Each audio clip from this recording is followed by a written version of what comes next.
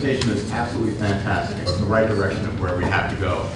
My topic is talking about the opposite of active defense, passive defense, and why that's no longer working. And I want to talk about both diminishing and negative returns, and I want to suggest an alternative.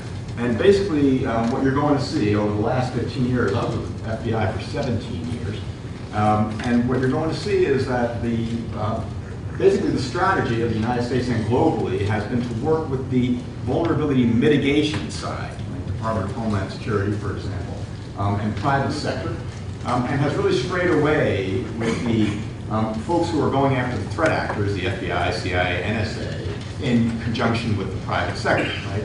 And I want to kind of show you why what we're doing isn't working, why it will never work, why it doesn't work in the physical world, and how we should expect no different here. And it will take just a very brief introduction to risk as a qualitative discussion of risk.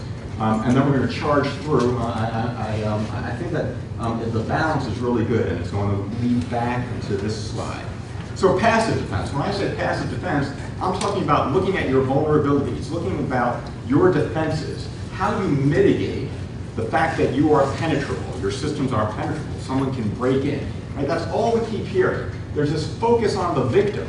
It's absolutely incredible how much cost today is borne by individuals and the private sector in trying to defend their security with little to no return on investment. I mean, it's incredible the amount of time, effort, opportunity cost that's going into a failed strategy, and how our response to that continues to be information sharing efforts to do more of it, right? And how we keep blaming the victim. So let's talk about this.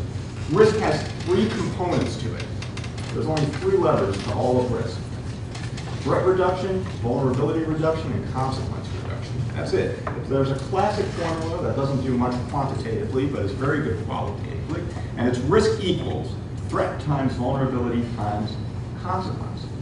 This strategically is very helpful to recognize. It's a multiplication, not because you get big numbers at the end, which justifies a big budget if you're the chief security officer. That is not the reason for it. It's because multiplication has a quality that addition doesn't. And that is, if you multiply something by zero, you zero out the formula.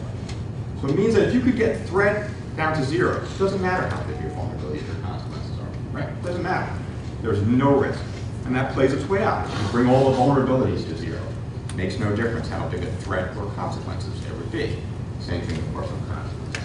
And what you see in the physical world is that vulnerability mitigation makes really good sense against opportunistic threat actors. Meaning they don't care if they target you or they target someone else. So you lock your door, right? You don't keep the keys in the car. Because if someone wants to break into a house, they won't break into your house if you have a decent lock. If someone wants to steal a car, they might not steal your car if someone else has the keys in their car. But what's very interesting is, as soon as there's a targeted attack, meaning that it's not the same to the bad guy, it's not a crime of opportunity, they want you. They want your house, your place of business, your intellectual property, which is not fungible. You will find that in the real world, we move to threat deterrence. We put alarms up on houses and businesses. We put cameras up. And what those say to the bad guy is the following: we're not going to spend any more money on vulnerability mitigation, right? We're not going to try to make it that we have doors that you can't break into, windows that you can't open, that you can't smash through, right? That you can't dig a tunnel through the ground, that you can't rappel through the sky to get into my roof. Forget it all. We're going to concede this ground to you. You can break it.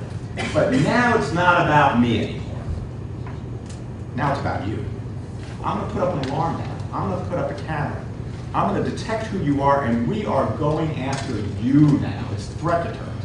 And when your monitoring company, if the alarm goes off at 3 in the morning, and the monitoring company calls you, they say, "Sir, ma'am, your front door was just broken into, but don't worry, we have the locksmith on the way." Now, how absurd, right? We've got the police on the way. In cybersecurity, that intrusion detection system is going off every single minute. And the response has been to send locksmith. How absurd. It's absolutely ridiculous. It doesn't work. It will never work. It will never work against targeted attacks.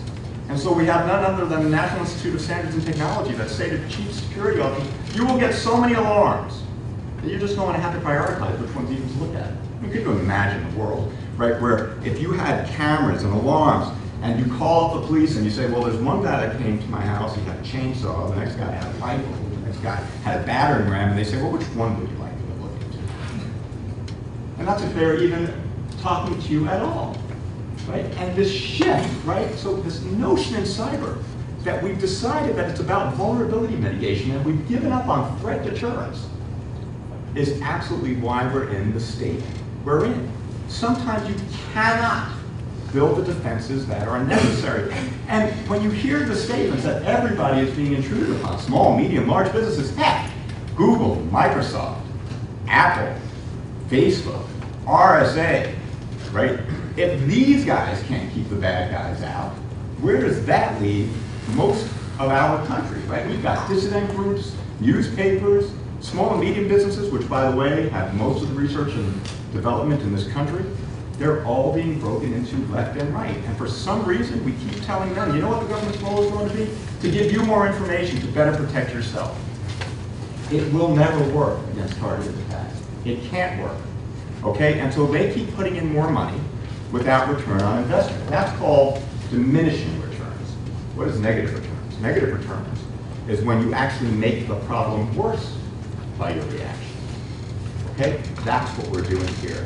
Because every time we have our businesses spend more money on security against targeted attacks and raise the bar to this level, guess what the well-resourced, very capable, organized crime groups and nation states bring the threat to this level. And it's very inexpensive to create a better offense than a defense in this dynamic area. It would be similar to thinking about this building and how expensive it would be to create a 20-foot brick wall around this building. Think about how much money that would cost. And how cheap it would be for me to go to Home Depot or Lowe's, I don't have sponsorship yet, to buy a 30-foot ladder. That's what's happening every day. So we keep going to industry. I'm talking about regulation, right? And they're asking, what's the incentive for people to follow a framework of regulation? The incentive would be to show that it works, right? The incentive is not tax incentives. The incentive is actually show that the Security Act will keep out persistent actors. But barring that, we're having all types of crazy discussions, right? Sometimes you need to go after the threat, and that's where Stu Baker's point goes in. We have a resource in this country that's not being used for threat deterrence. It's called the private sector. And when you talk about the private sector doing anything other than vulnerability mitigation, people start getting anxious. They start talking about vigilantism. That's nonsense. Forget vigilantism, forget retribution and retaliation by the private sector. The private sector can do a lot hand in glove with the FBI, with the military, with the NSA, with the CIA, in ways that are quite stabilizing, that are not retribution. And we know what that looks like in the real world, again. Right? We know that if you're on an airplane and someone is charging the cockpit door, right, there are 3 ways you can respond to that. You could sit in your seat and do absolutely nothing. And you could have this conversation with yourself. You could say, my lawyer, I actually am not really afraid of that guy, but my lawyer said, if I tackle that guy, it's assault and battery. If I then hold him in place, it's a kidnapping, which is all true. So better not to act in that circumstance. Unless you think that this is just an example, well, you know, that's different, that's defensive life. Same thing is true if there were a purse snatcher that's running down the street and someone yelling, hey, stop that guy. You know, he's got my purse, he's got my wallet. Same thing. You can see everyone just standing there. That's not civic responsibility. Then you have the opposite end of the continuum, where everyone says, hey, this is a good time to beat somebody up, right? And you run after the guy, you charge him, you get him, you kill him, right? That's it, and then you leave. Both those are wrong responses, right? The center is where you need to be, where people stabilize the situation because sometimes the private sector is the only one with the capability, resources, nimbleness, right? The fact that they are on scene more likely than the government, the fact that in our country, we don't have our government everywhere, they're on scene, right? And they can stabilize the incident. And so they hold the person in place, they return the property, and then they hand the guy over to law enforcement. right? We know that's what it's supposed to look like. But we haven't been able to bring that into this cybersecurity world.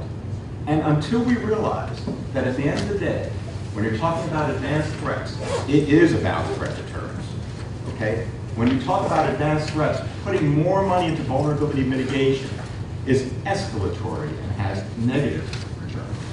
And that the private sector, in our country, especially when you think about transnational businesses, they have the resources, the capabilities, the global reach, but are lacking clear authority. And the government has clear authority that's lacking the resources, capability, and global reach. These have to work together. We've got to change this paradigm. A colleague of mine, Melissa Hathaway, recently writing in Georgetown International Journal, started with a quote from Darwin, which I thought was very important. Sometimes you have to go back to the basics. And everyone, if I were to say survival of the, you'll all fittest, right? That's what you're all going to fill it in, right? And we're all wrong. It's not the fittest that survive. It's not the strongest. It's not the wealthiest. It's not those who think they're the smartest. It's those who adapt the best. And we keep applying the old failed models and putting more and more money into them, thinking that somehow will make it better. We've got to change this paradigm. We've got to write this risk model. We've got to forget about adding more costs to the victim. We have to stop blaming the victims for their security. They're not to blame. The bad guys out there are to blame. And we've got to shift over to threat deterrence. So with that, I turn over to Rick. Thank you.